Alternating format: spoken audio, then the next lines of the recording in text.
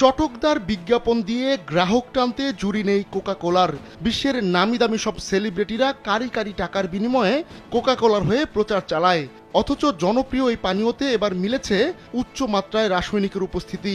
এমন খবরে হইচই পড়ে যাওয়ার পর বাজার থেকে প্রত্যাহার করে নেওয়া হচ্ছে কোকা কোলা। এক ধাক্কায় কোকা কোলার এত বিপুল পরিমাণ পণ্য বাজার থেকে তুলে নেওয়ায় বড় ধরনের আর্থিক ক্ষতির মুখে পড়তে পারে প্রতিষ্ঠানটি। সম্প্রতি কোকা কোলায় উচ্চ মাত্রায় ক্লোরেট নামক রাসায়নিকের উপস্থিতি পাওয়া গেছে।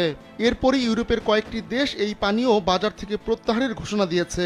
কোকা কোলা সোমবার জানায় 2024 সালের নভেম্বর থেকে Belgium, Britain, France, Germany, Luxembourg ও নেদারল্যান্ডসে উচ্চমাত্রার ক্লোরেট ধারণকারী ক্যান ও কাচের বোতলে কোকা কোলা পানীয় বিতরণ করা হয়েছে।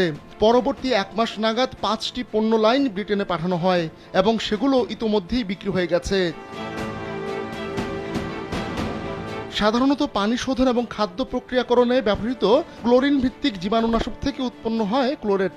এই রাসায়নিক উচ্চমাত্রায় গ্রহণ করলে শিশু ও অপ্রাপ্ত বয়স্কদের স্বাস্থ্যের জন্য ক্ষতির কারণ হতে পারে।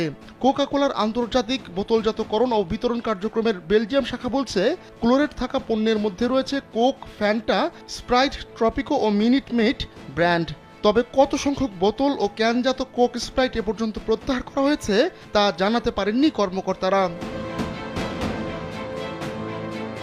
এর আগে 2015 সালে ইউরোপীয় ইউনিয়নের অধিভুক্ত সংস্থা European food safety authority chlorate নিয়ে গবেষণা চালায়। তাতে দেখা যায় খাবার কিংবা পানীয় প্রস্তুতের ক্ষেত্রে নির্দিষ্ট মাত্রায় ক্লোরেট ব্যবহারের সমস্যা নেই। ক্লোরেট থাকা পণ্য বাজারজাত করা হলেও এখন পর্যন্ত কোনো গ্রাহকেরই অভিযোগ পায়নি কোকা কোলা।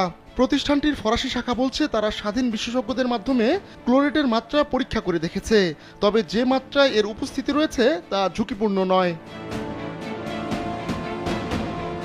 আহমদুল্লাহ শিকদার, কালবেলা।